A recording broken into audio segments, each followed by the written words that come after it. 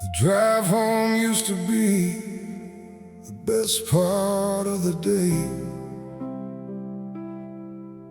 because you were at the end of it. Now it's just a drive.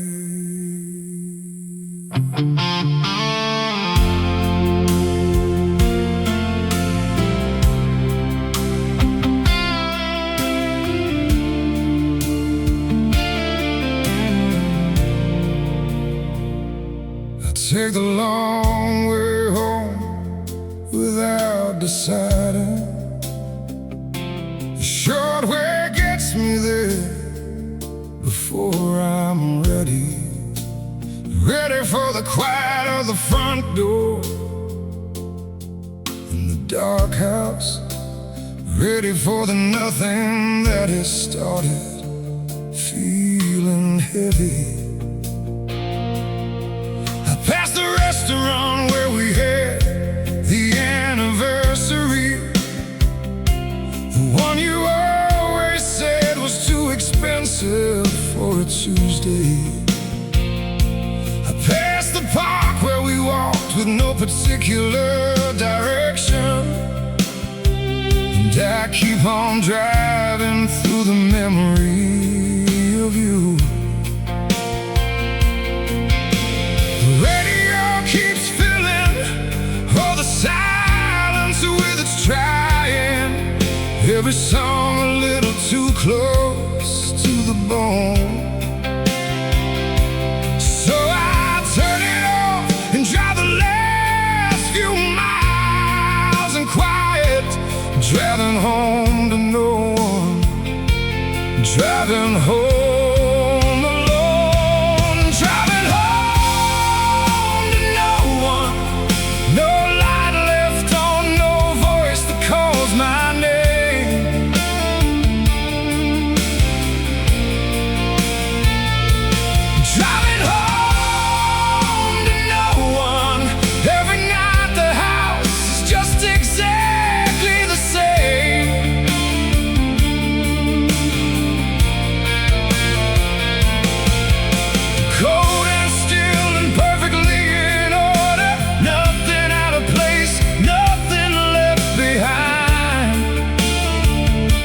Driving home to no one. No one is the hardest thing to find.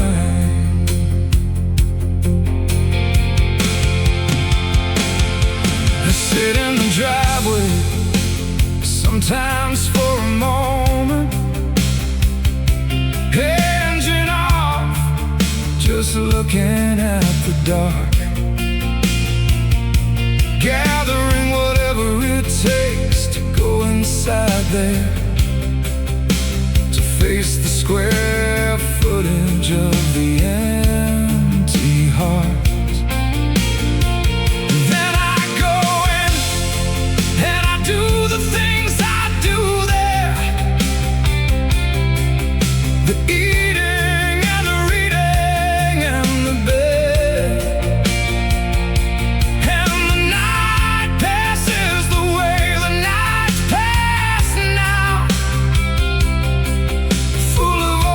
Things that go unsaid. I know that this is just a season. I know the dark lives. I've been told by people who have been here and come through. They tell me that one day the drive will feel like coming home again, that the home will feel like something more.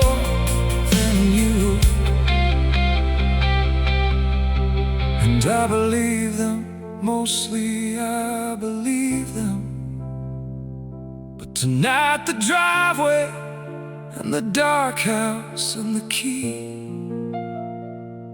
tonight the light switch and the silence and the kitchen, tonight it's driving home.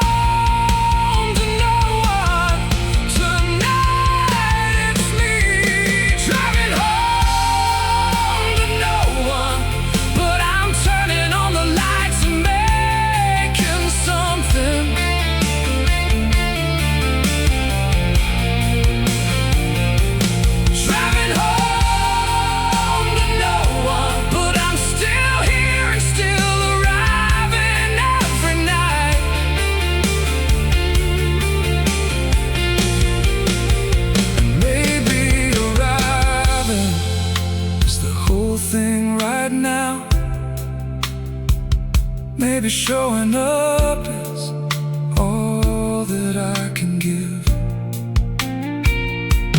Driving home to no one, still driving. And driving is still how you live.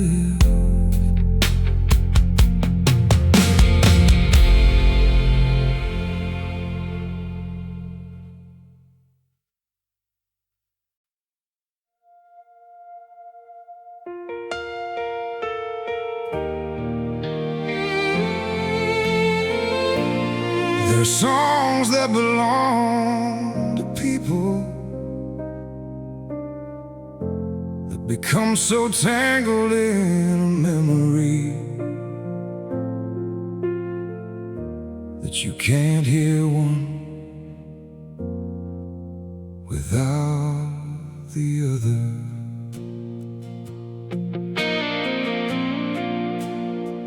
It came on at the gas station on a Tuesday,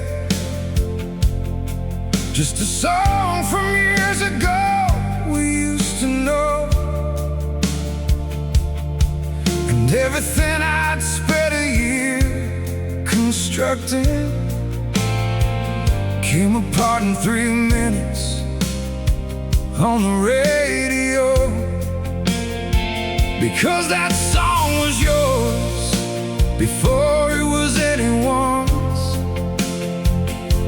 You'd claimed it on a road trip in the rain, sang every word with your feet on the dashboard. And I fell a little more in love again. Now every time the melody finds me in a public place, I have to breathe and find the floor. Have to remind myself that songs don't mean what they meant before. The last song on the radio was the one that had your name all through it. The last song on the radio was the one I couldn't make it through without you. And now it plays in grocery stores and airports, in the background of the life I'm living through. The last song on the radio still sounds exactly like loving you. I've tried making new associations, tried hearing it as just a melody in words, but the brain doesn't negotiate with heartbreak. It keeps the record of the thing it hurt, keeps the road trip and the rain and the dashboard, keeps your voice on every single note, keeps the version of the world where we were happy, and plays it back like something that I wrote. Maybe one day it will just be a song again.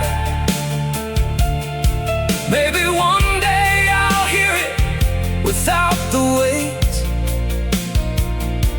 Maybe the memory will soften to a fondness, and the fondness will just quietly dissipate. But today it is still yours, and I still feel it. Today it reaches somewhere old and deep, Today the last song on the radio is a love song. And love songs are the hardest things to keep. The last song on the radio came on at a gas station on a Tuesday. The last song on the radio found me in a year I thought I'd made it through. 3 minutes and 4 chords, one old memory, and suddenly I'm back there, losing you. The last song on the radio still sounds exactly like loving you.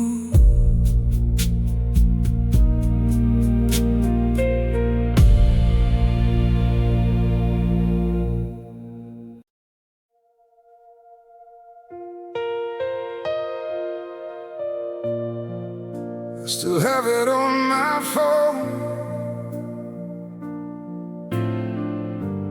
27 songs I picked for you.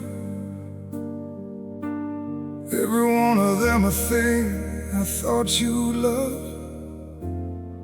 I haven't been able to delete it. I built it on a Sunday in November. The whole afternoon to get it right. Every song a careful piece of something, a map of everything I've felt about our life. The first one was a song from the first evening, the one that played when I first held your hand. The last one was a song I hadn't shown you yet, a song I thought would help you understand. And then the thing that needed understanding ended, and the playlist sat there waiting to be played. 27 songs with nowhere left to travel, a love letter that never quite got made. The playlist I made for you is still there between the podcast and the rest. The playlist I made for you is 127 reasons I loved you best. Every song a moment, or a feeling, or a hoping. Every track a version of the thing I couldn't say. The playlist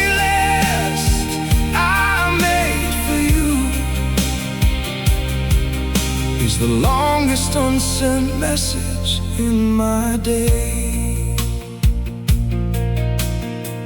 I hit play once by accident in the airport. The first song came on loud into the gate, and I stood there in the middle of the terminal,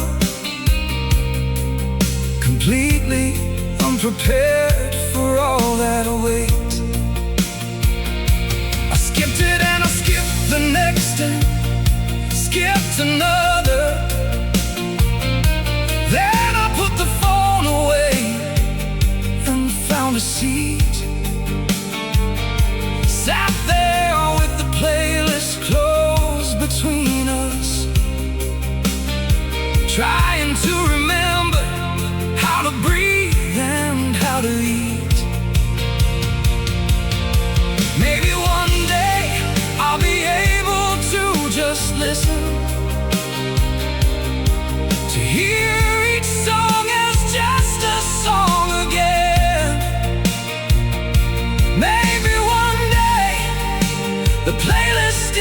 this music, and not the shape of everything that's been. But today it's still a love story, and 127 chapters. Still the Sunday afternoon in the November light. Still the map of everything I felt about our future. Still the last thing that I built before the night. The playlist I made for you, I'm gonna keep it for a little while, yeah. The playlist I made for you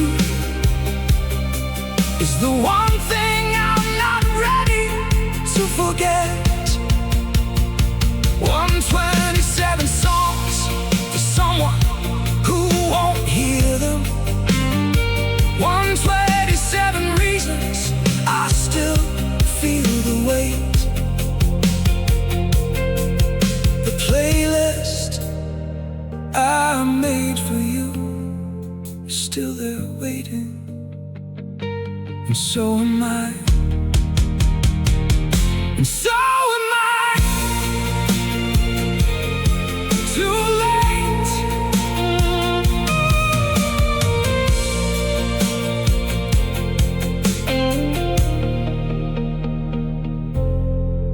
I still have it on my phone.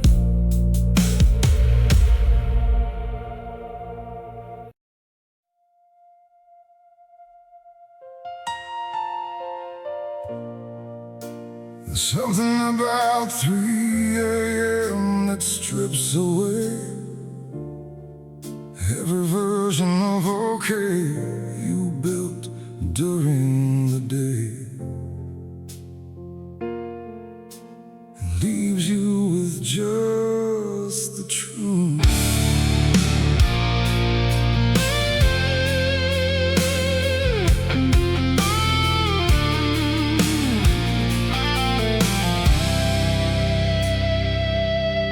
I've been staring at the ceiling for 2 hours, the kind of awake that fighting doesn't fix. The mind doing what the mind does after midnight, going through the inventory of what's missed. I got up and poured a glass of water, stood there in the kitchen in the dark, watched the city out the window barely moving, felt the quiet settle in my heart. And I told myself I'm fine, I told myself it's nothing. 3 in the morning, it's just 3 in the morning, that's all. Everyone has nights like this. It doesn't mean a crisis, it doesn't mean I'm broken, it doesn't mean I'm gonna fall. 3 in the morning and I'm fine, just awake and just alone and just alive. 3 in the morning and I'm fine, just a man out the window trying to survive. Not the dramatic kind, I'm not fine, nothing worth the calling, just the ordinary 3 a.m. variety of low. 3 in the morning and I'm fine, mostly fine. I think I don't know. I like a text right now. The ones who said to call me anytime, but no one really means the 3 a.m. They mean the 9 or 10, and that is fine. So I just stand here with the city and the silence, with the version of myself that only comes at night. The one that asks the questions with no answers, the one that lives just past the edge of light. Here's what I know about the 3 a.m. version. He's more honest than the daytime one by far. He doesn't have the energy for the performance. He just sits with what the daylight hits so hard. And maybe that's the value of the sleepless, the clearing out that only darkness does. Because by morning I'll have made my peace with something and understood a little more of what this is. 3 in the morning and I'm fine. The glass of water and the window in the night. 3 in the morning and I'm fine. And the sun is gonna come and it's gonna be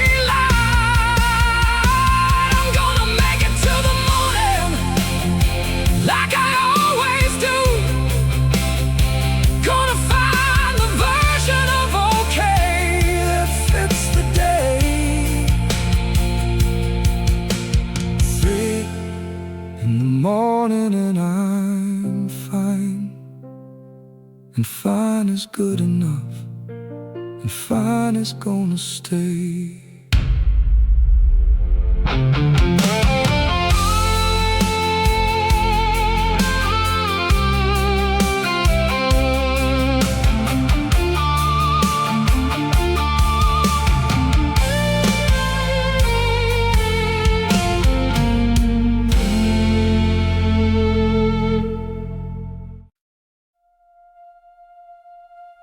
Forever is a big word, but it's the only word that fits.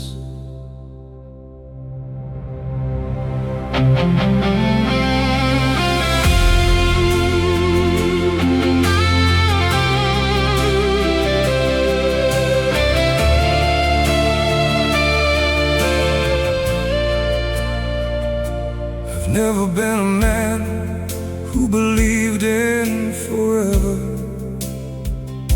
Thought it was a word for movies, not for life. Things and people change, nothing stays as promised. That's what I believed before I called you wife. But something happened when I started loving you. Something shifted in the way I saw the years ahead. Forever stopped sounding like a fairy tale and started sounding like something that could be said. Because I'm not afraid of forever with you. I'm not afraid of all the years ahead. For the first time, the word doesn't feel impossible. It feels like something I could build instead.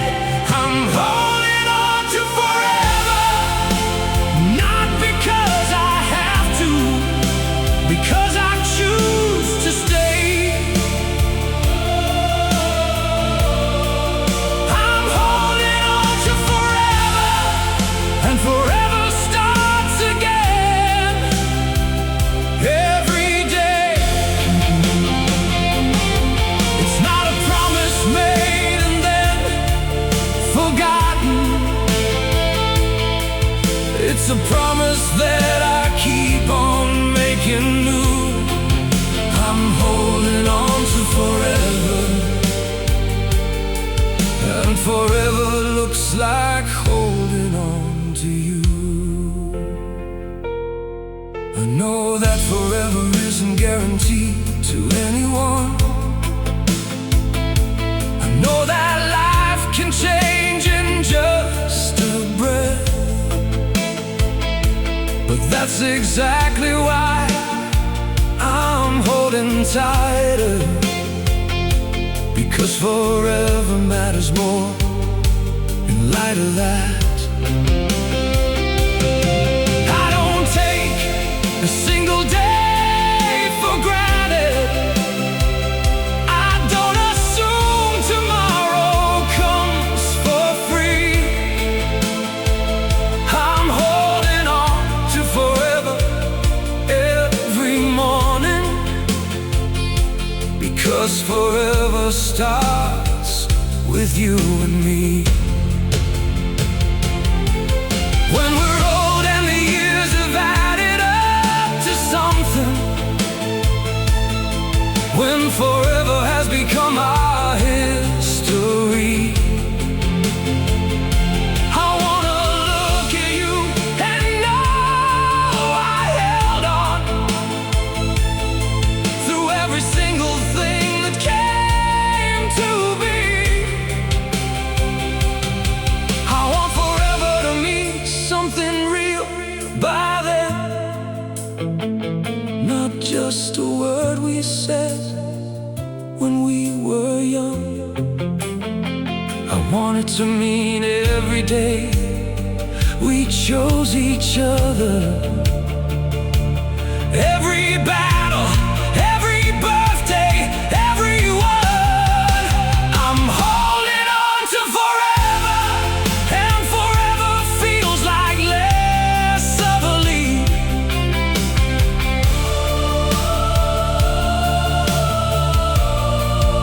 I'm holding on to forever, because forever is a promise that I keep.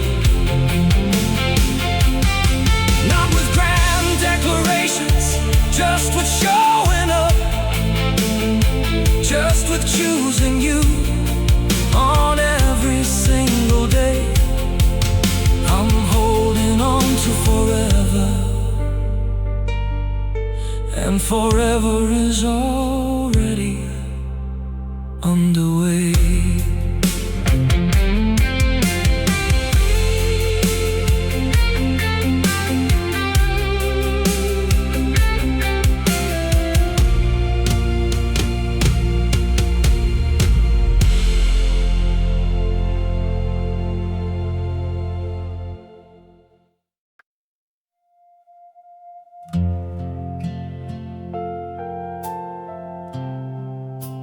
I still talk to you. I know you can't hear it, but the words need somewhere to go, and you were always where they went.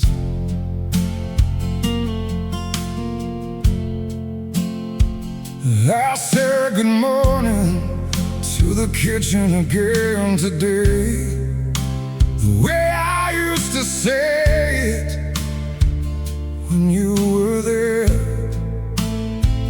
Just 2 words to the coffee maker and the window, to the chair that holds the shape of your not there. I told the hallway what I dreamed last night about you, told the mirror something funny from the news, and then I caught myself mid-sentence in the silence, and remembered there was no one left to choose. No one left to hear the ordinary nothing, all the small and daily words I used to give, the running commentary of a life shared shared with someone. Now I'm monologue. I don't know how to live. I talk to you in empty rooms, tell you all the things you're missing and the things I miss. I talk to you in empty rooms because the habit of you is stronger than the logic of this. You were the person that I aimed all of my language at, the destination of my every thought. I talk to you in empty rooms, and the rooms just hold the words and answer not. I told you about the neighbor and his new dog yesterday. I think you would have loved the way it looked. I told you that the restaurant we loved closed permanently, and that I finally tried the recipe from that book. I told you that I'm sleeping better than I used to, that the hard months are behind me mostly now. I told you that I miss you in a different way than early, a wider and a softer kind of how. Maybe talking to the empty is a kind of prayer.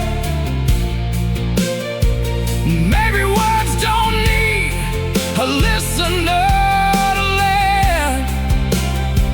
Maybe every sentence sent into the nothing is caught somewhere by something I don't understand. Or maybe it's just habit. Maybe it's just love.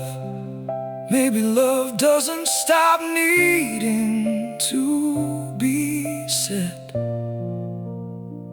Maybe I'll be talking to the rooms for years and years, long after all the grief has gone to bed. I talk to you in empty rooms. I think I'll probably do it for a while. I talk to you in empty rooms, and every now and then it makes me smile, because the talking is the love still looking for its person, the love that hasn't learned the shape of done. I talk to you in empty rooms, and maybe that's just how I love someone.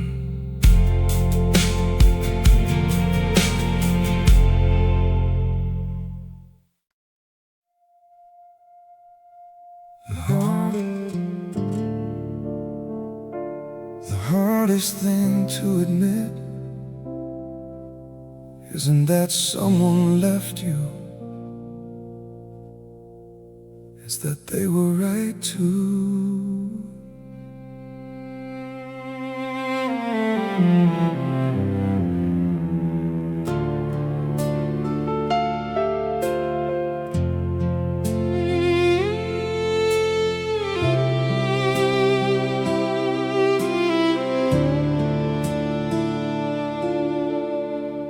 Gave you what I had, and it wasn't enough. And for a long time I couldn't say that clearly. I told myself I'd done my best.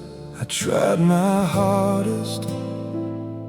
That what I gave was all that I had, nearly. But somewhere in the honest hours of the evening, somewhere past the version I present to most, I know that my best wasn't what you needed, and you deserve someone who could offer more than close. Not because I didn't love you, I loved you deeply. Not because I wasn't trying, I was trying hard. But trying hard and being what someone needs aren't always the same thing. And that's the part that scarred you. Deserve better than my best, and that's the truest thing I've ever had to say. You deserve better than my best, and I think somewhere inside you always knew that anyway. Not a villain in this story, just a limited person, loving someone past the edges of his range. You deserve better than my best, and I hope you found it. I hope that didn't change. I was carrying things I hadn't dealt with, bringing them into the space between us uninvited. And you kept loving me through all of it so patiently, until patience wasn't something you could provide it. And I don't blame you for the leaving. I think the leaving was the kindest thing you did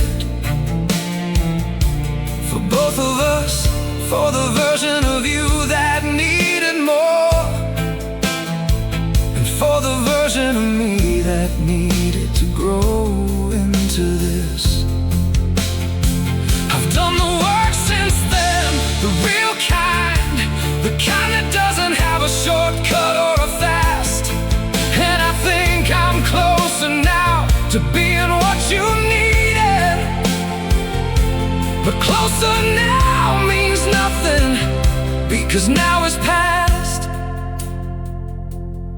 So this song is just the saying of the honest thing, the thing I owed you that I didn't say before. You deserve better than my best, and you deserve to hear me say it, nothing more. You deserve better than my best, and I'm sorry that I couldn't see it then. You deserve better than my best, and I hope wherever you are, you finally got it in the end. I'm better for the loving and the losing, better for the mirror that you held up to my face. You deserved better than my best, and knowing that has made me someone better in your place.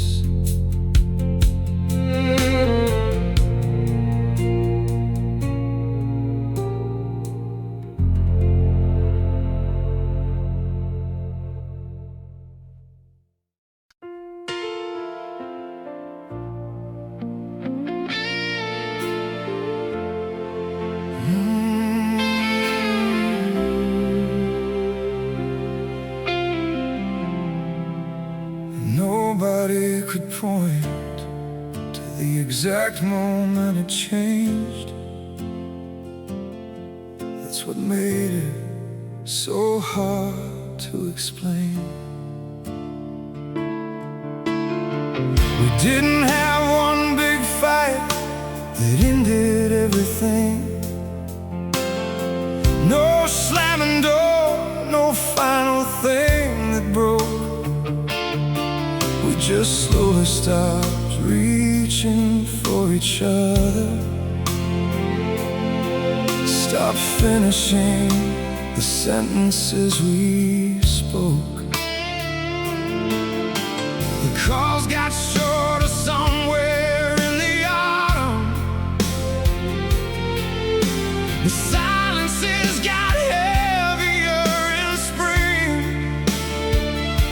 And by the time the summer came around again, we were just two people doing the same things. And I keep looking for the moment it went wrong, trying to find the night or the day or the word.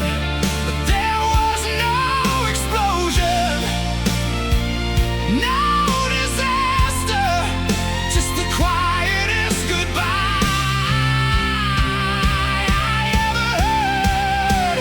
We were good until we weren't, and there was no dramatic reason why. We were good until we weren't, and neither one of us was the bad guy. Just two people slowly growing different, just two lives that stopped fitting side by side. We were good until we weren't, and that might be the hardest kind of goodbye.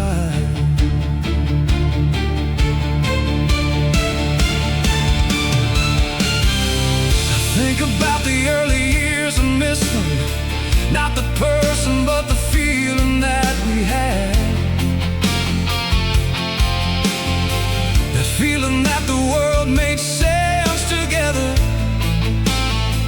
that feeling I didn't know could turn so sad. Because it didn't turn cruel, it turned quiet, and quiet is so much harder to fight against.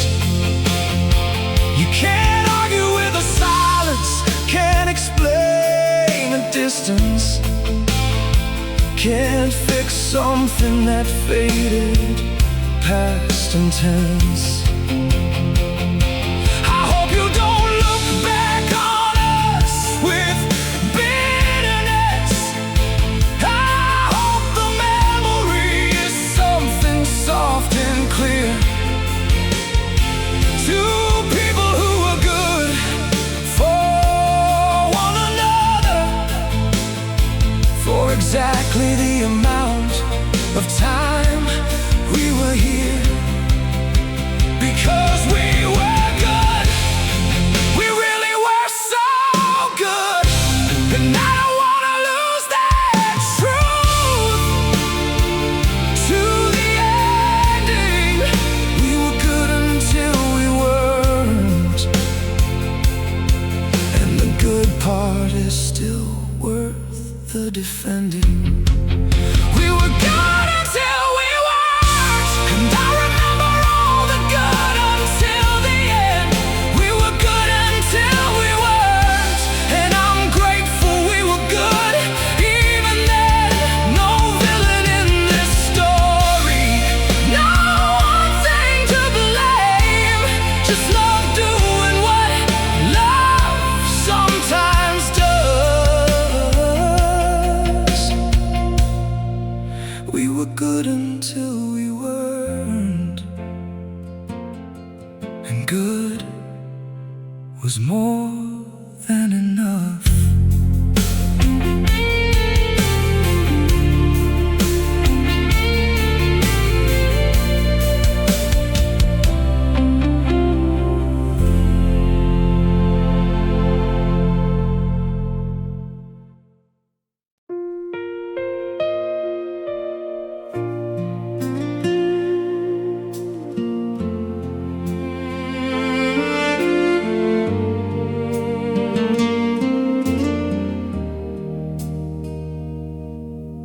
People talk about the big decisions of a life, the career and the house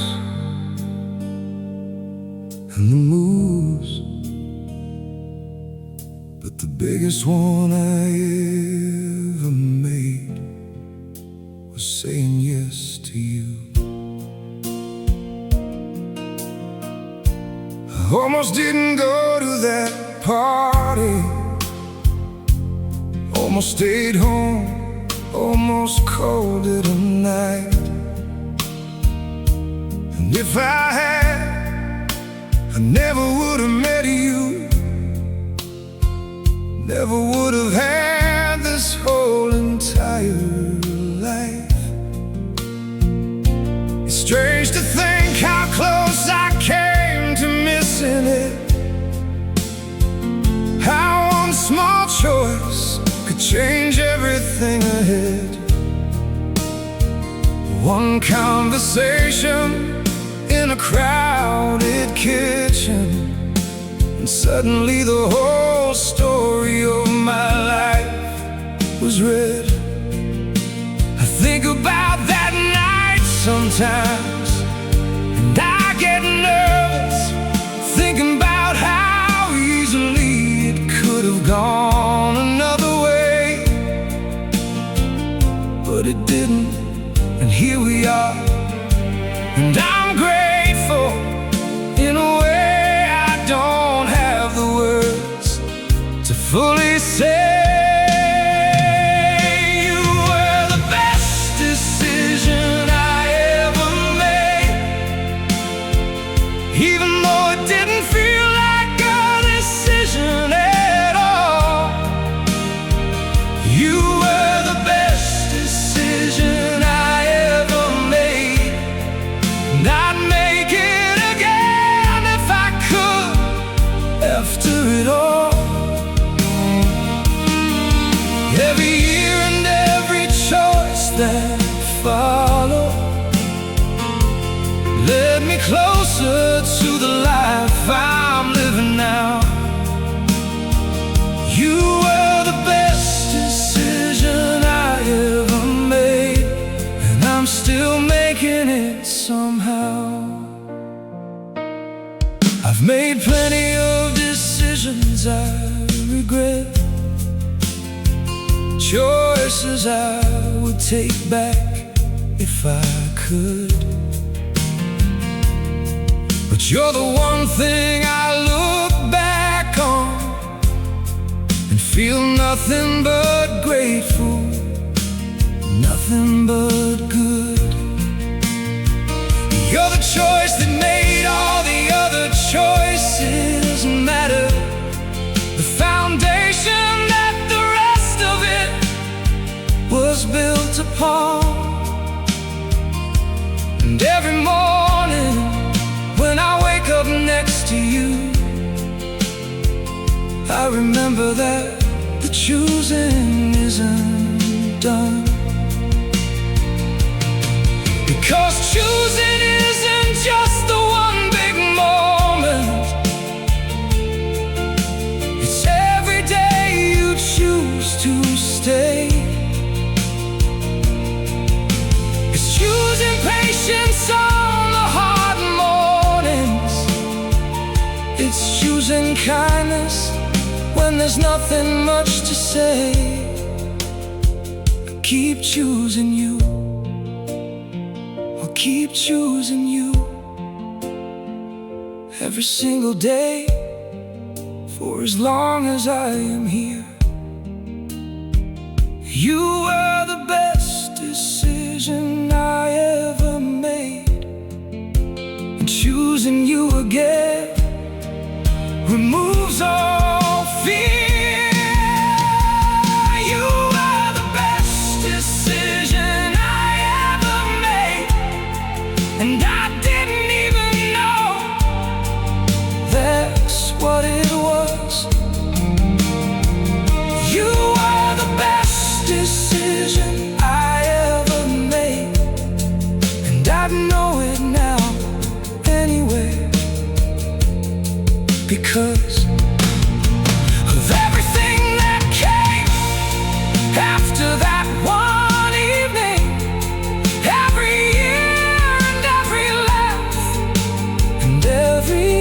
here. You were the best decision I ever made, and I'm making it again, right here.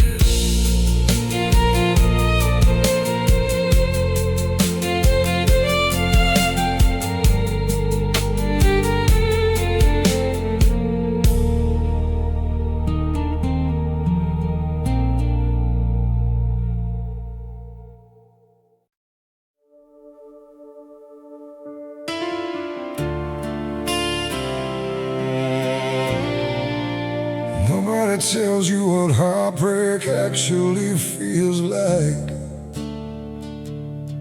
They describe the dramatic parts, but not the ordinary slow parts, the Tuesday afternoon parts.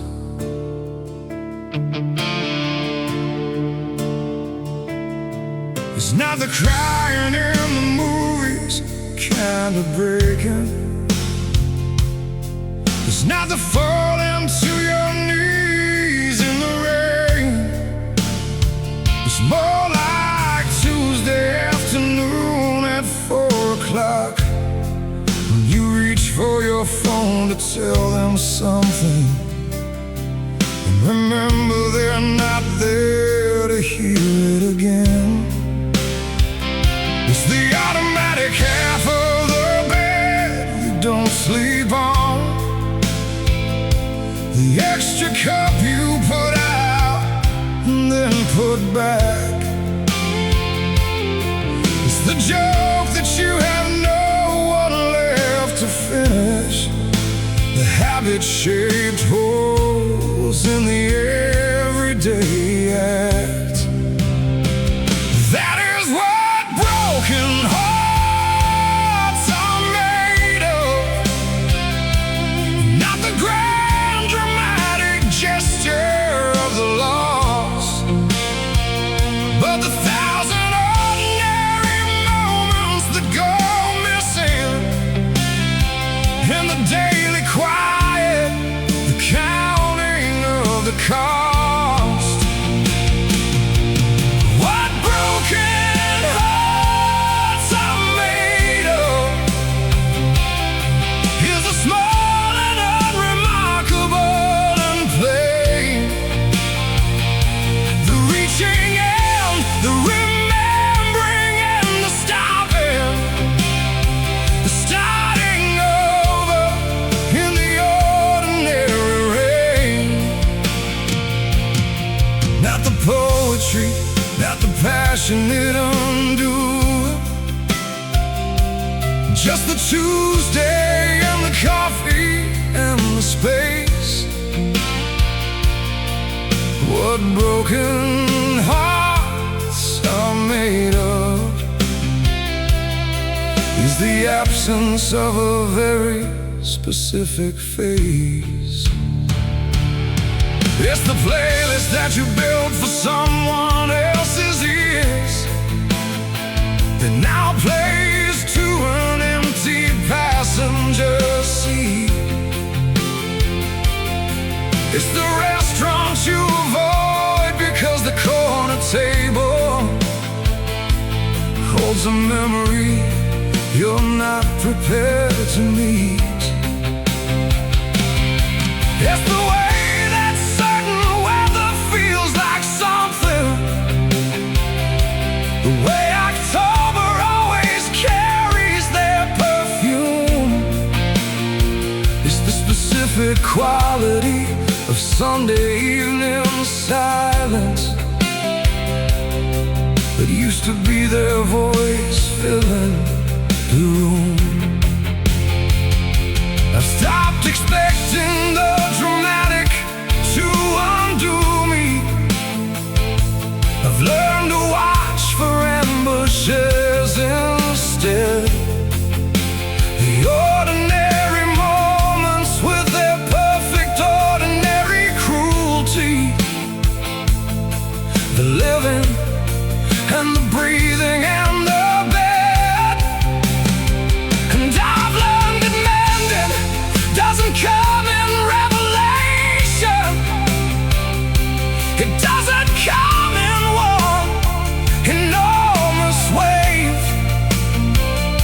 comes in the same increments the breaking came in. One small Tuesday at a time, one ordinary day. Whoa, what broken hearts are made of is everything they tell you, and then more. And what mended hearts are made of is the same stuff, only slowly from the floor. One Tuesday, and then one more Tuesday after. One morning where the reacher doesn't come. What broken hearts are made of is the living. And living is the hardest work of some.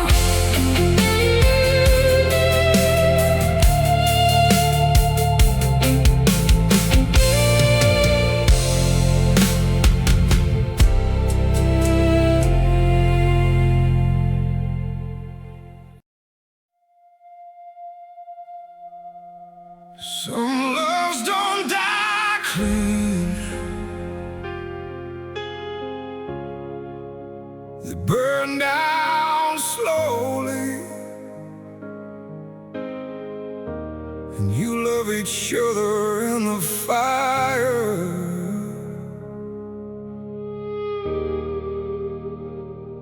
and in the ash.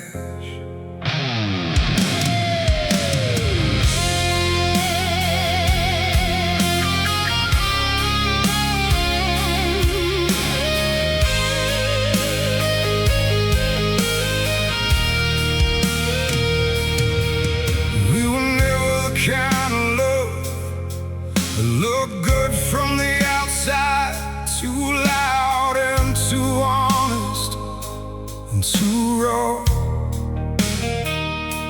We broke things and then fixed them, and then broke them again better.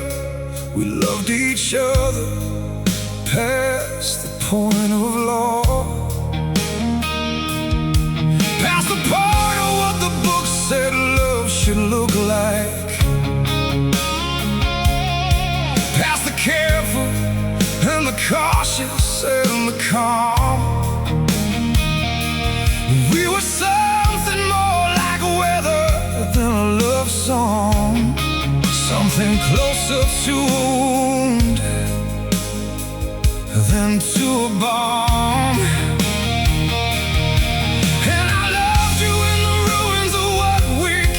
On building, I loved you in the wreckage every time. There was something in the broken that was more real than the perfect, something in the chaos that was mine. I was loving you in the ruins, in the we always made.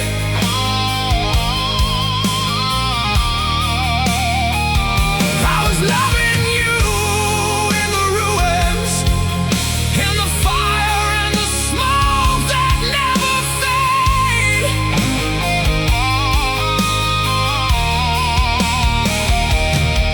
Not the easy kind of loving, not the safe and Sunday version, but the kind that cost you everything you own. I was loving you in the ruins, and even ruins felt like home. We said goodbye a dozen times before the last one, packed our things and then unpacked them again. Every ending was a doorway to another beginning.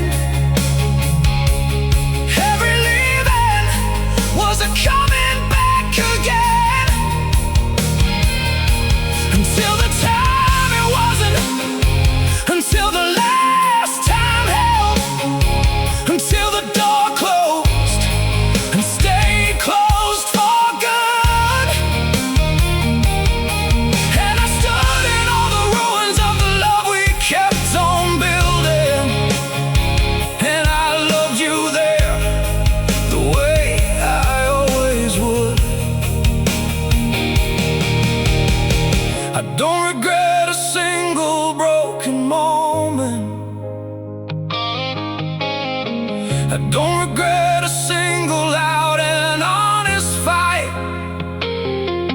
'cause in the ruins I knew you more completely than I've known anyone in cleaner light. The ruins were the realest thing between us, the place where all the pretending fell away.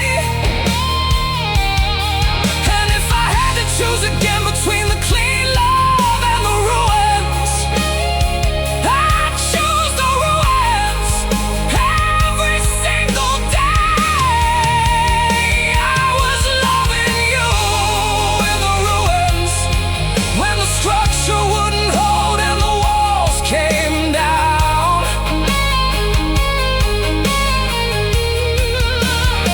I was loving you in the ruins. The most alive I've ever been was in the broken ground.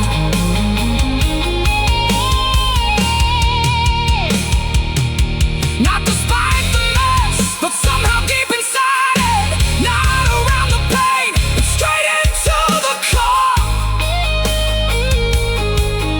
Oh, I was loving you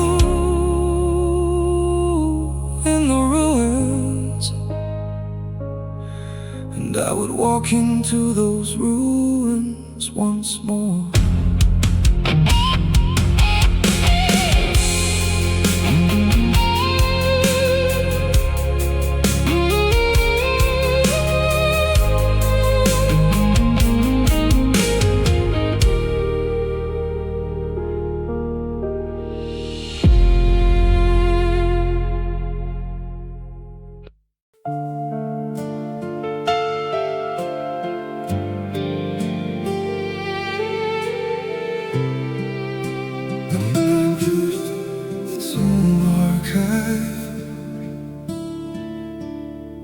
And yours is somewhere in there,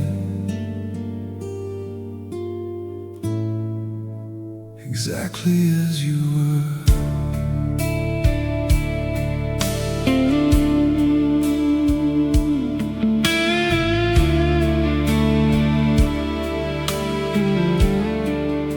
You show up in my dreams still sometimes, not often, but enough to know you're there.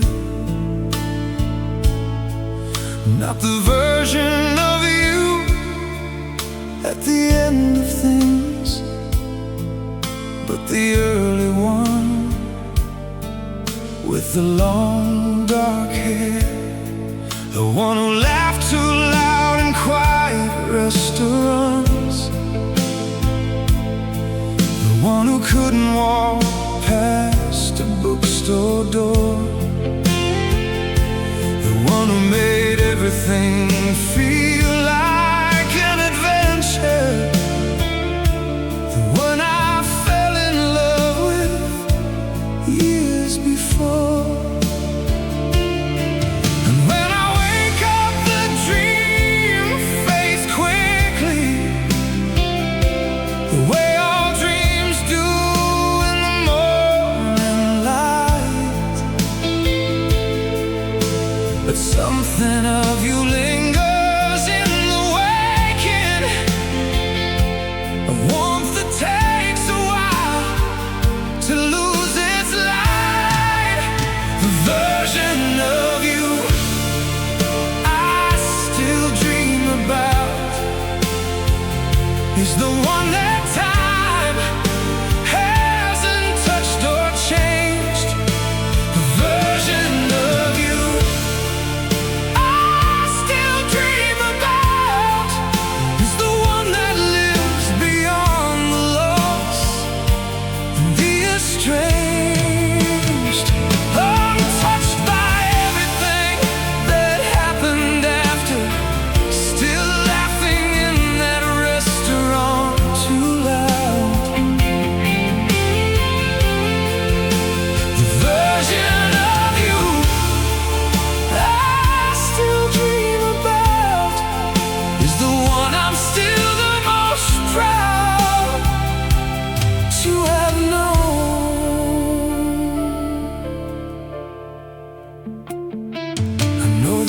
will change, and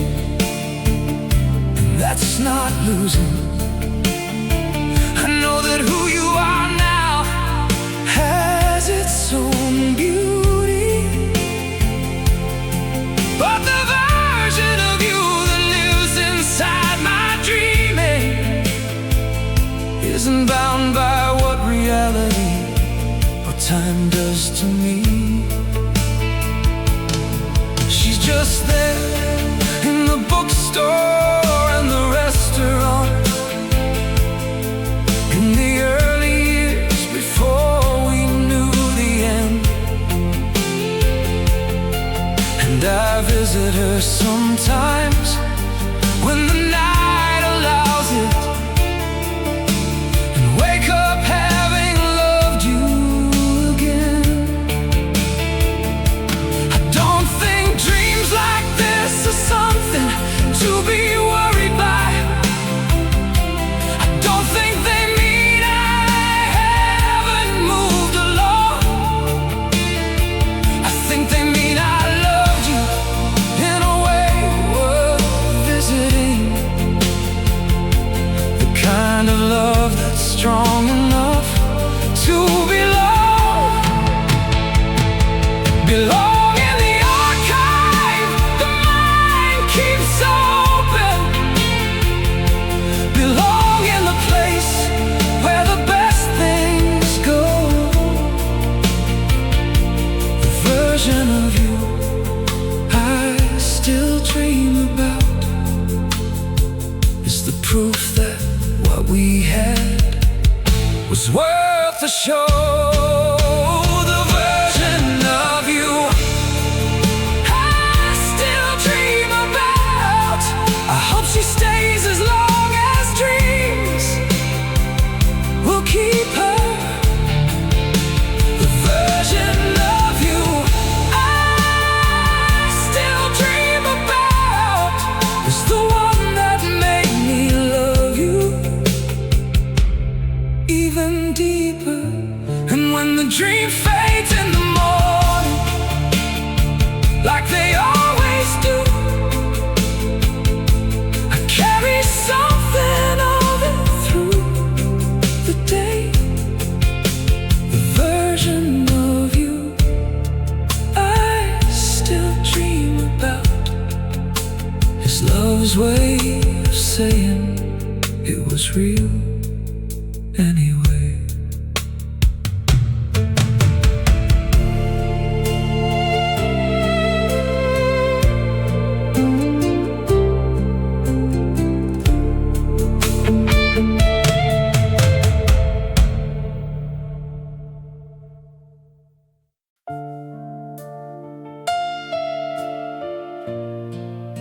Nobody tells you how much energy grief takes. How missing someone is almost a full-time occupation.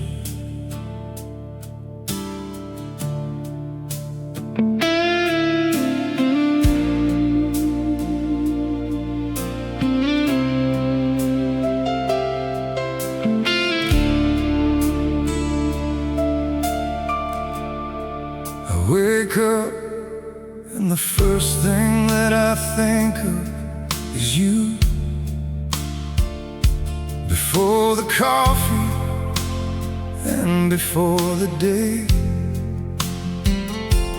you're just there the first thing in the morning, the thought that sets the whole thing underway. And then all day you surface in the middle of other things, in conversations and in songs and in the street. And by the time the evening comes, I'm exhausted,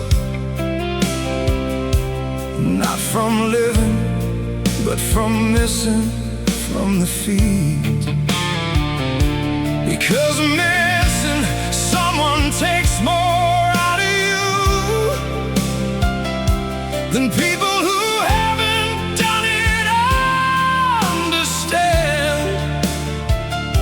It's a constant low-grade weight behind everything, a grief that never fully leaves your head. Missing you is a full-time job, and I've been working overtime for months. Missing you is a full-time job, and I'm running out of ways to get through once. Every day I show up to the missing, clock in before the sun and clock out late. Missing you is a full-time job, and I'm not sure how much longer I can take.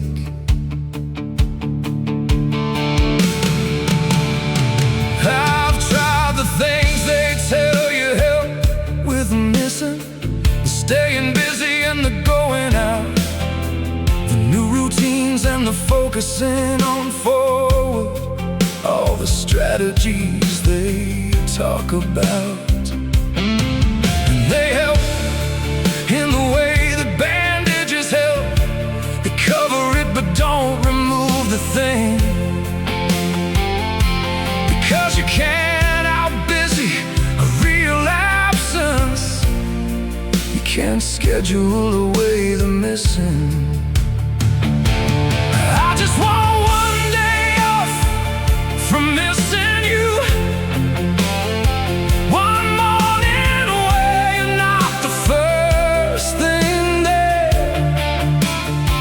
one afternoon where a song comes on and doesn't find me, where a smell or a place doesn't put me there. Just one day not to forget you, not to stop, just to rest from the weight of wanting you near, because missing you is a full-time job, and I need one day where I don't have to be here. Missing you is a full-time job, and someday maybe I'll clock out for good.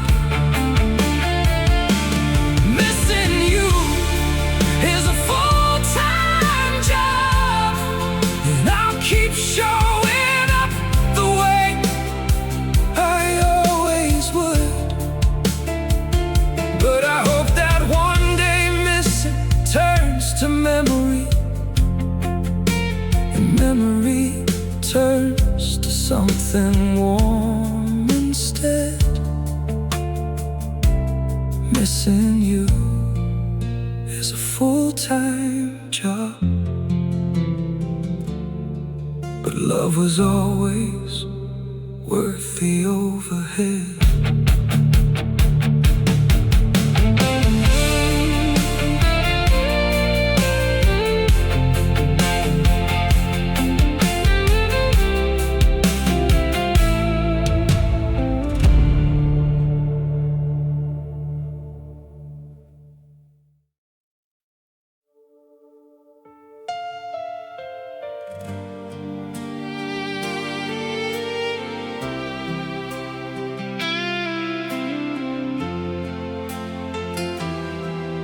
There are three words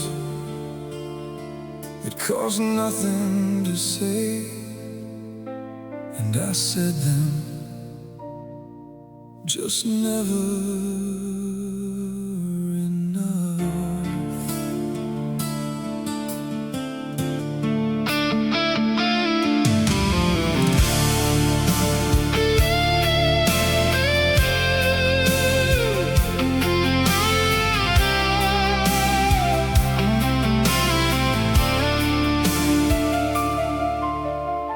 I loved you through 1,000 different seasons,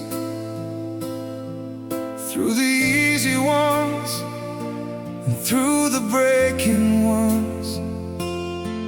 And I felt it, God, I felt it all so deeply. But the saying of it didn't always come.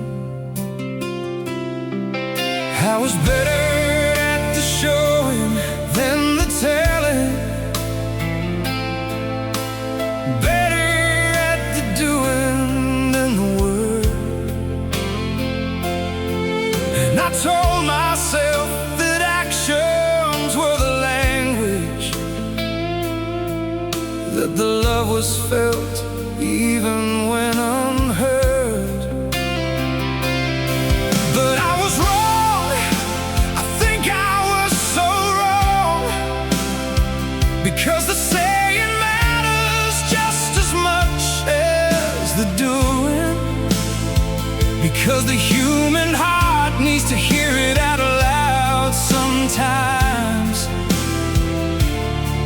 It needs the word as much as it needs the proving. I should have said I love you more, should have said it on the ordinary days. I should have said I love you more, not just when the moment seemed to call for praise. On the Tuesday and the Thursday and the nothing special morning, on the tired nights and the unremarkable commute, I should have said I love you more, because you deserve to hear it. That's the truth. I should have said you're beautiful more often, not just when you dressed up for the night, but on the Sunday mornings without makeup, in the ordinary imperfect morning light. I should have said thank you for the small things, the things I noticed but forgot to name, the dinner and the patience and the showing up beside me, the thousand things I treated all the same. If I get another chance to do this differently, if love gives me another morning to begin, I'll say the thing I'm feeling in the moment. I won't wait for a reason to say it again, because the reason is that you are here beside me. The reason is that love is worth the words. The reason is that silence has a cost I've learned about, and some silences should never have occurred. I should have said I love you more, and I'm saying it now with everything I have. I should have said I love you more, and I'm making up for every word I held intact. You deserve to hear it every single morning, every single evening, every unremarkable day. I should have said I love you more. So I'm starting now, without delay.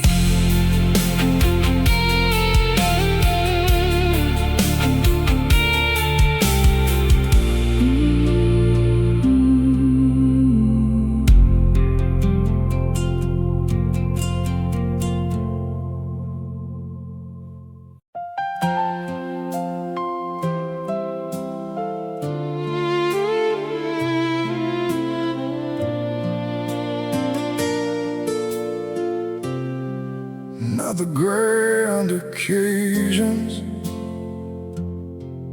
not the birthdays or the holidays.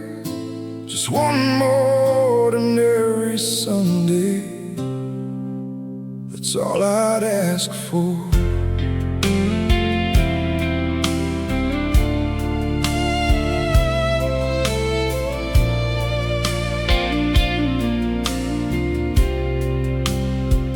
Not a special Sunday, just the regular kind.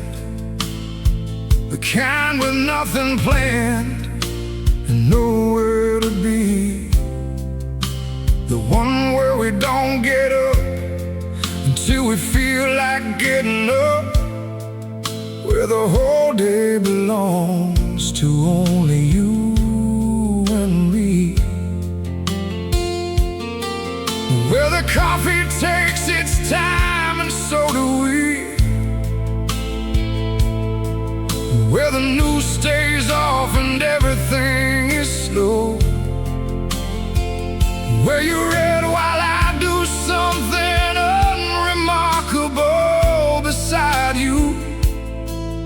And the hours pass the way we let them go.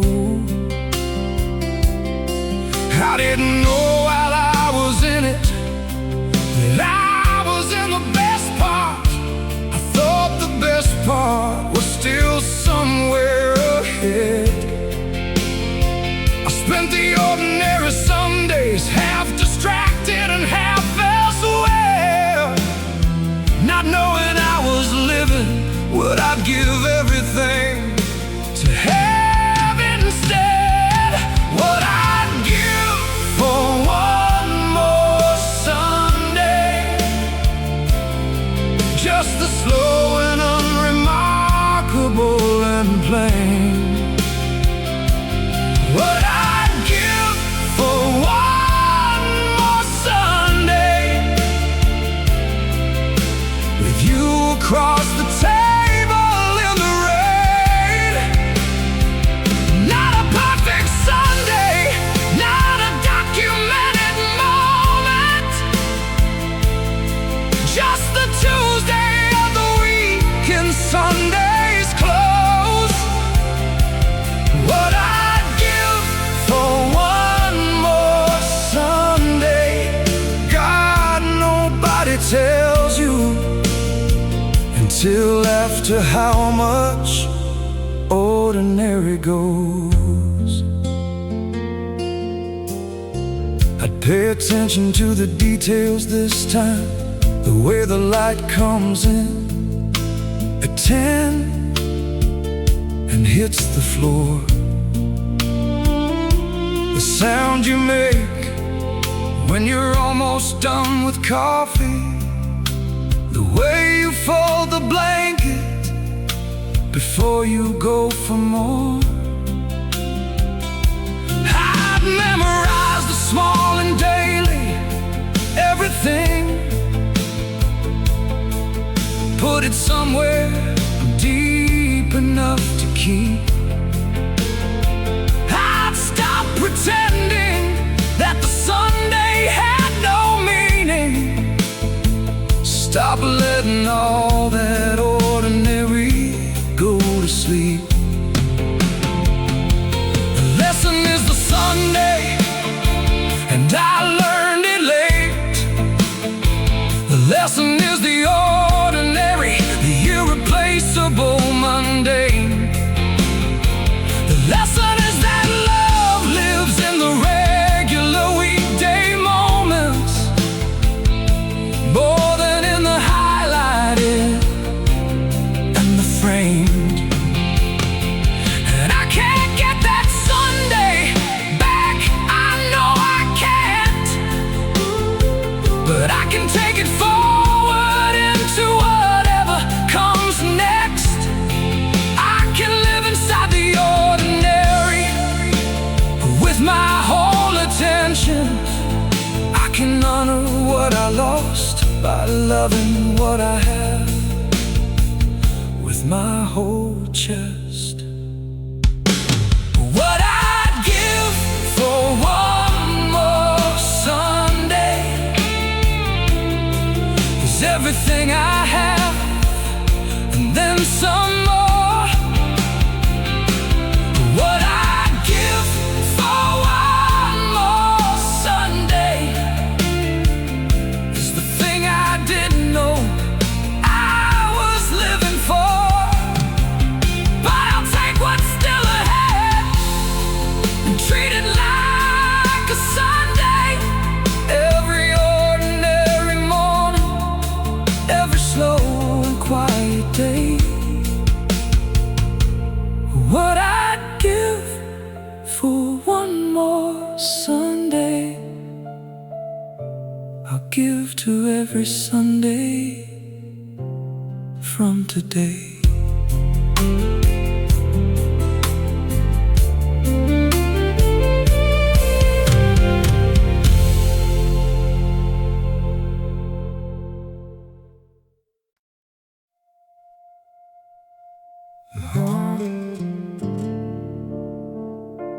The hardest thing to admit isn't that someone left you, it's that they were right too.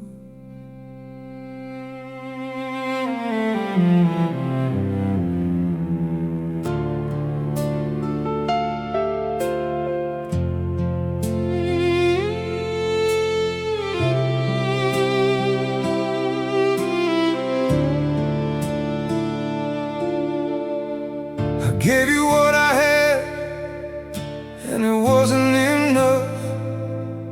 And for a long time I couldn't say that clearly. I told myself I'd done my best, I tried my hardest, that what I gave was all that I had, nearly. But somewhere in the honest hours of the evening, somewhere past the version I present to most, I know that my best wasn't what you needed, and you deserve someone who could offer more than close. Not because I didn't love you, I loved you deeply. Not because I wasn't trying, I was trying hard. But trying hard and being what someone needs aren't always the same thing. And that's the part that scarred you. Deserve better than my best, and that's the truest thing I've ever had to say.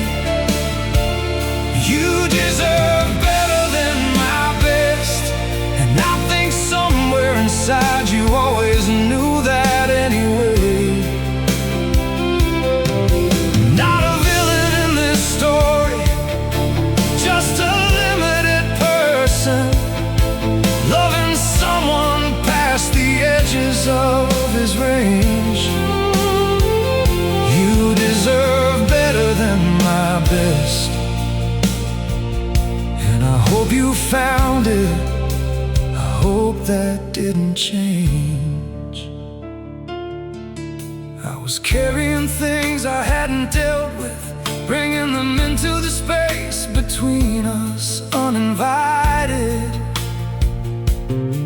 And you kept loving me through all of it so patiently, until patience wasn't something you could provide it. And I don't blame you for the leaving. I think the leaving was the kindest thing you did for both of us, for the version of you that needed more, and for the version of me that needed to grow into this. I've done the work since then, the real kind, the kind that doesn't have a shortcut or a fast. And I think I'm closer now to being what you needed. But closer now means nothing, because now is past. So this song is just the saying of the honest thing, the thing I owed you that I didn't say before. You deserve better than my best, and you deserve to hear me say it, nothing more. You deserve better than my best, and I'm sorry that I couldn't see it then. You deserve better than my best, and I hope wherever you are, you finally got it in the end. I'm better for the loving and the losing, better for the mirror that you held up to my face. You deserved better than my best,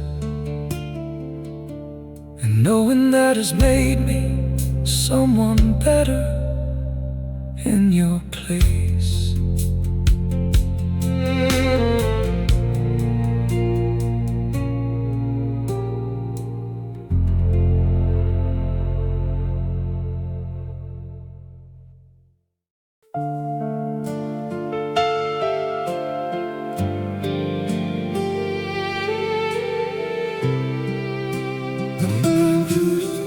It's an archive, and yours is somewhere in there, exactly as you were.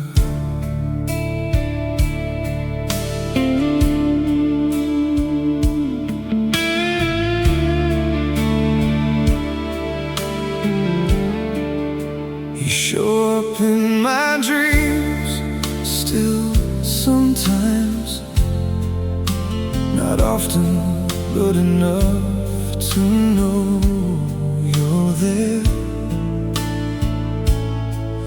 Not the version of you at the end of things, but the early one with the long dark hair, the one who laughed too loud in quiet restaurants, the one who couldn't walk past a bookstore door, the one who made everything feel like an adventure, the one I fell in love with years before.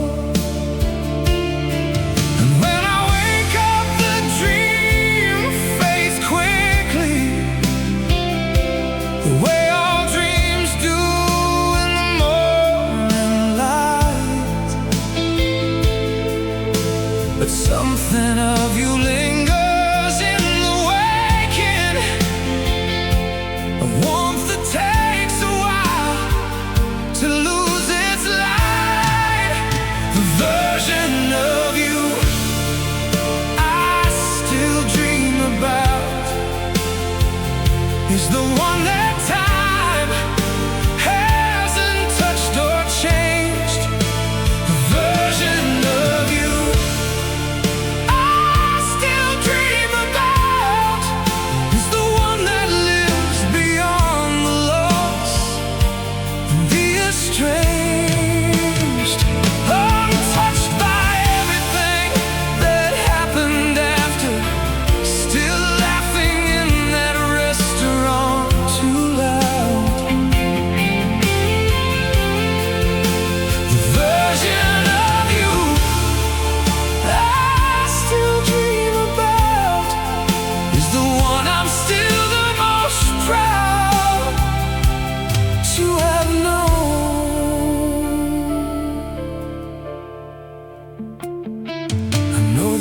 change, and that's not losing. I know that who you are now has its own beauty.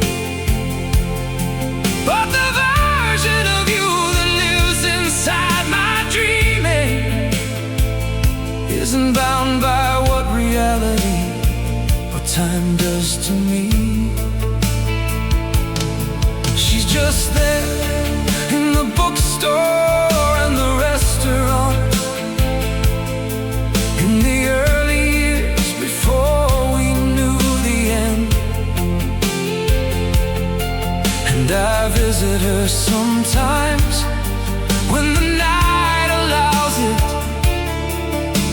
and wake up having loved you again. I don't think dreams like this are something to be worried by. I don't think they mean I haven't moved along. I think they mean I loved you in a way worth visiting. The kind of love that's strong enough to belong in the archive the mind keeps open. Belong in the place where the best things go. The version of you I still dream about is the proof that what we had was worth a show. The version of you I still dream about. I hope she stays as long as dreams will keep her. The version of you I still dream about is the one that made me love you even deeper. And when the dream fades in the morning, like they always do, I carry something of it through the day. The version of you I still dream about is love's way of saying it was real anyway.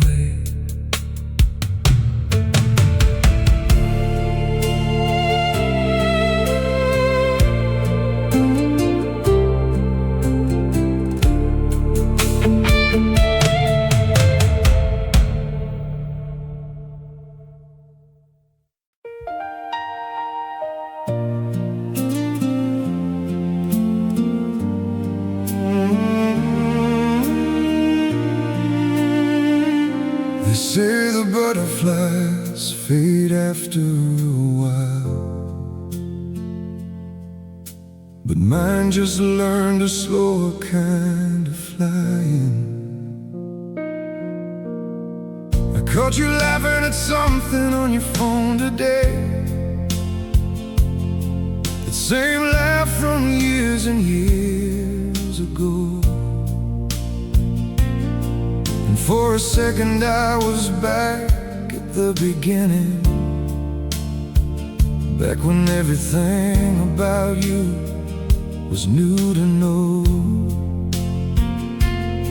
We've been together long enough that some things become familiar, become part of the design. But every now and then you do something so completely you, and I fall in love again like the very first time. It's not the same as the beginning, it's better, because now I know what I'm falling for.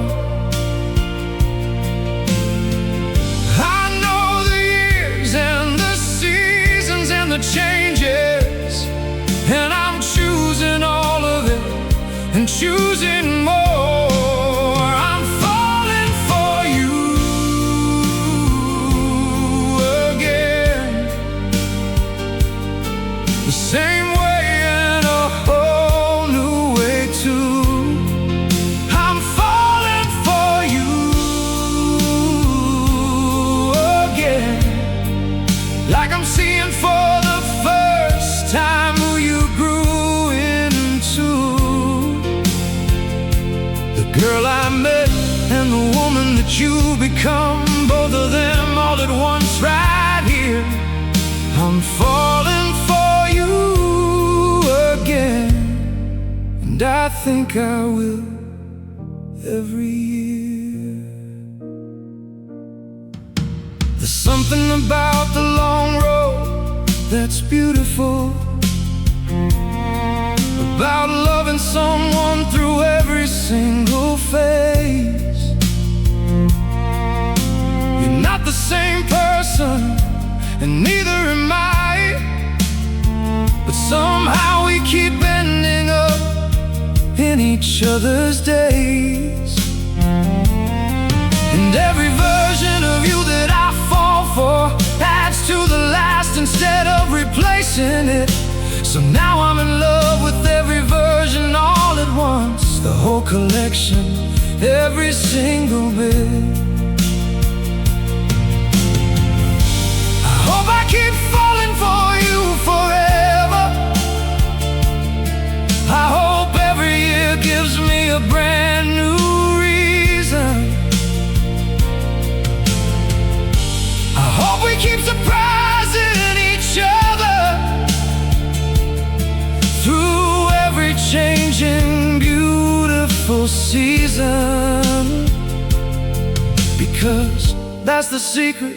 Nobody tells you that love isn't a single feeling that just stays. It's 1,000 fallings over and over, 1,000 brand new beautiful days. I'm falling for you again, and I hope I never stop. I'm falling for you again, and every time it feels like the top, like the very first time, and like every time before it, like something brand new, and something I've always known. I'm falling for you again, and I'm so glad I'm not falling alone.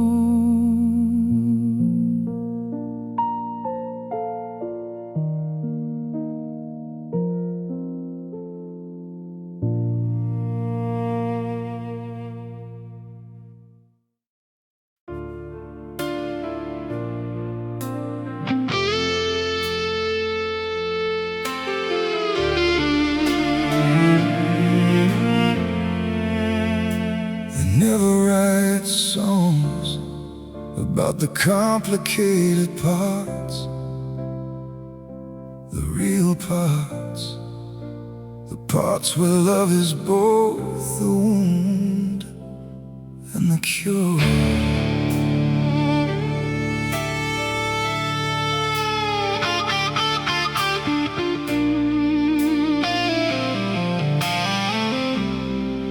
Loving you was never the easy kind,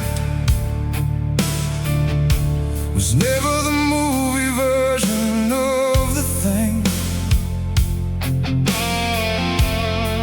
It was Thursday arguments that lasted into Friday, making up in ways that felt like everything.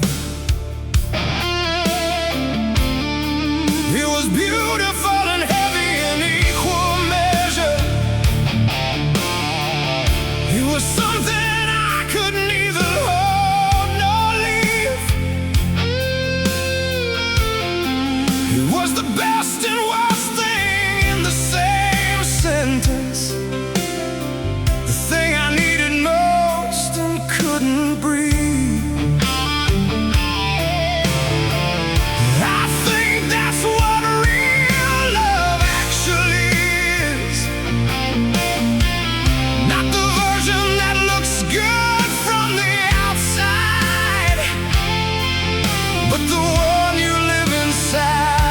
Complicated, the one where love and pain are side by side. Loving you was never simple.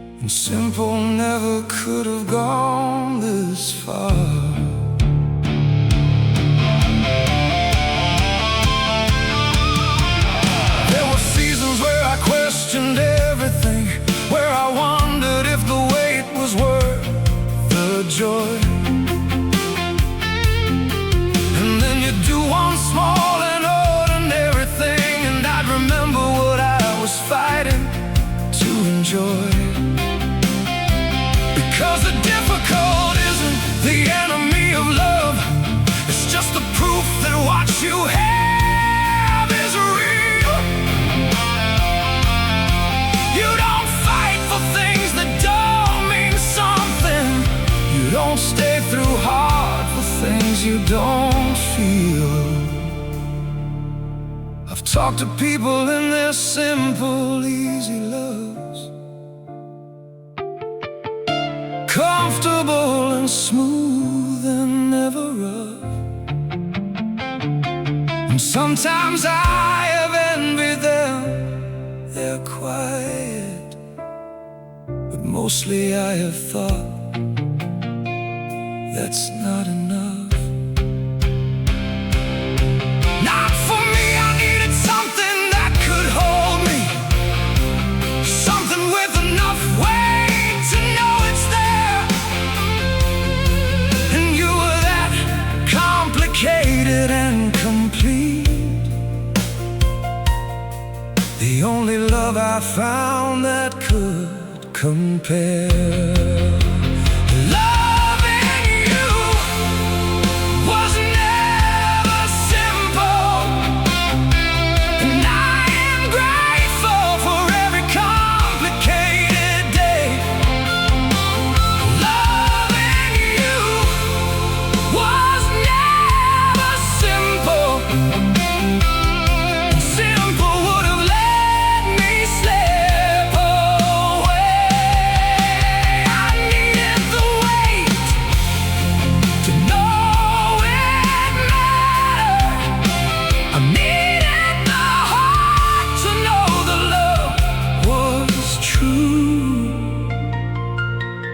Loving you was never simple,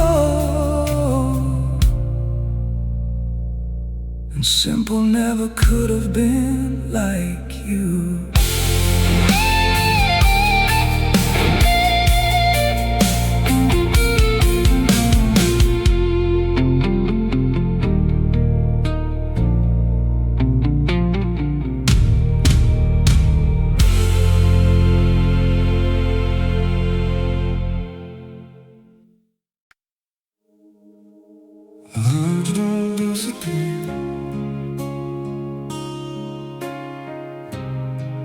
Just because you take them back, they land somewhere and stay.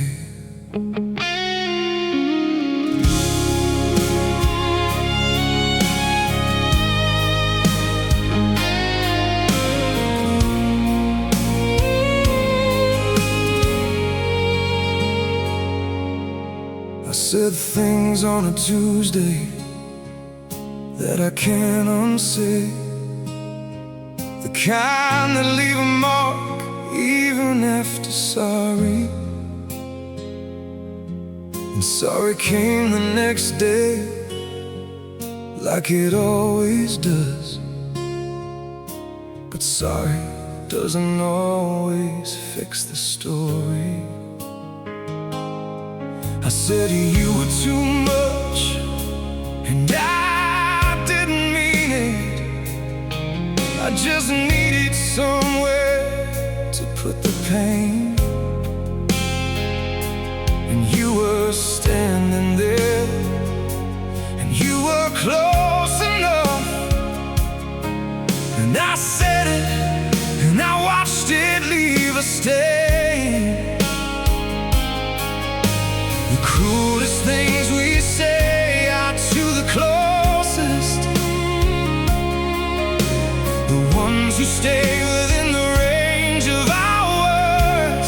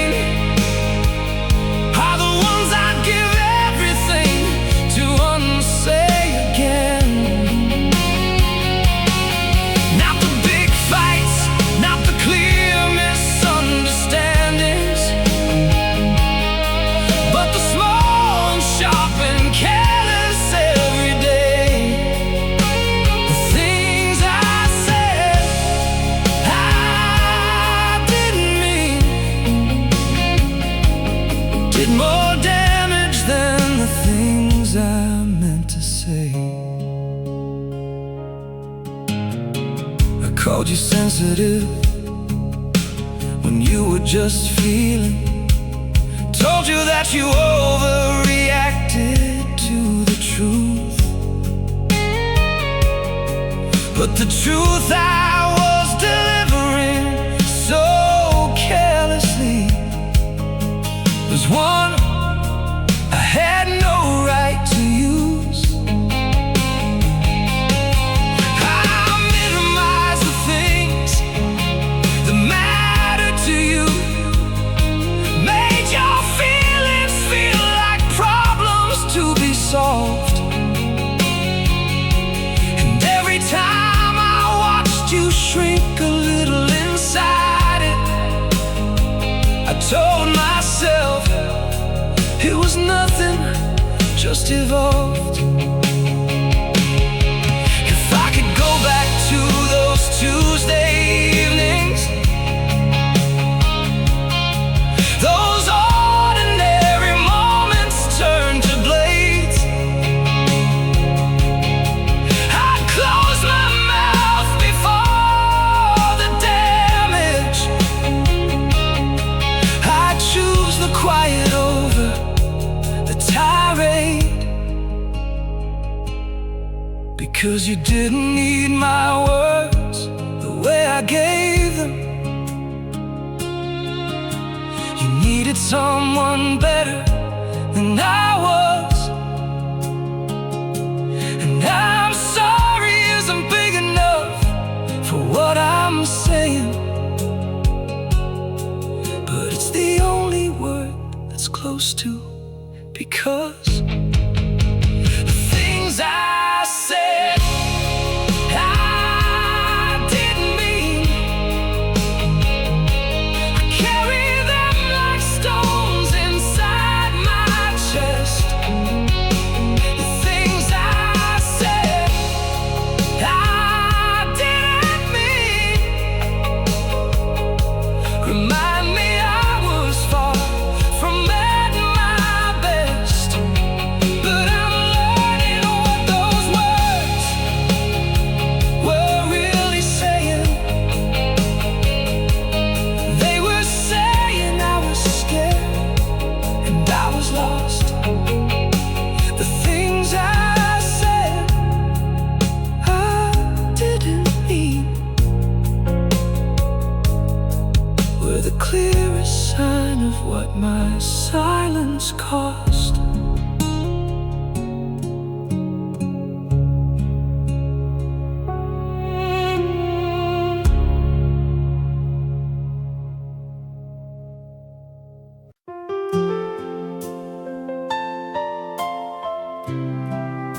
I've lived in a lot of places,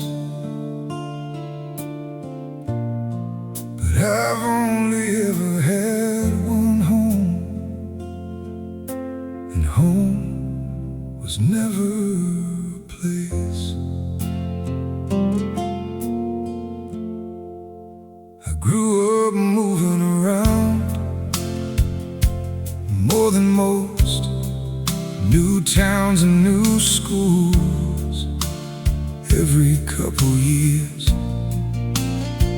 I never had a hometown to call my own, never had an address that felt like it was mine for years.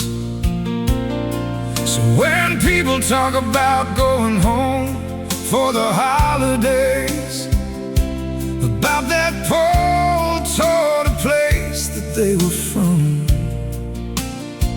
I never quite understood it, never had the feeling until you, until us, until I had someone. Now home isn't a town or a house or an address. Home is wherever you happen to be. Home followed me through every place I've lived since, because home was never the place, it was always you for me. The way home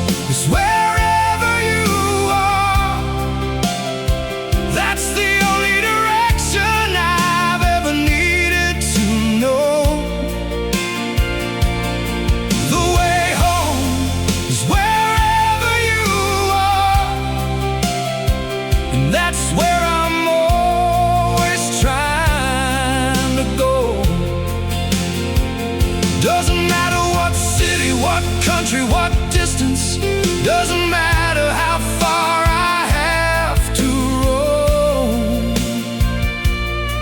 The way home is wherever you are, and you have always been my home. I used to envy people with hometowns, with houses their families had for generations. But now I think maybe I got something better.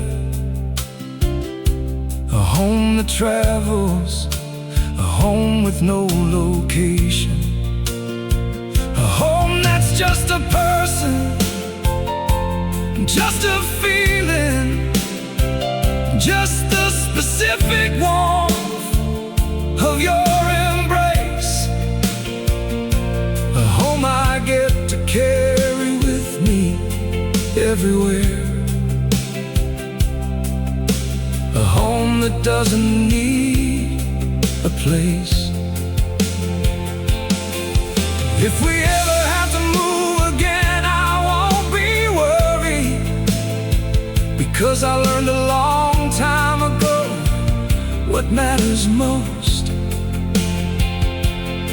It's not the walls or the street or the zip code.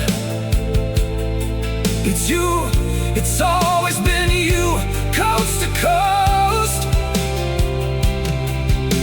Wherever we end up, that's where home will be. Wherever you're standing, that's my address now. The way home has always been the simplest answer, and I finally figured it out somehow. The way home is wherever you are, and I found that out a long, long time ago. The way home is wherever you are, and that's the only home I'll ever know.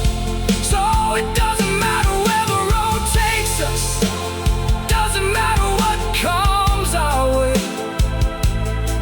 The way home is wherever you are, and I'm already home today.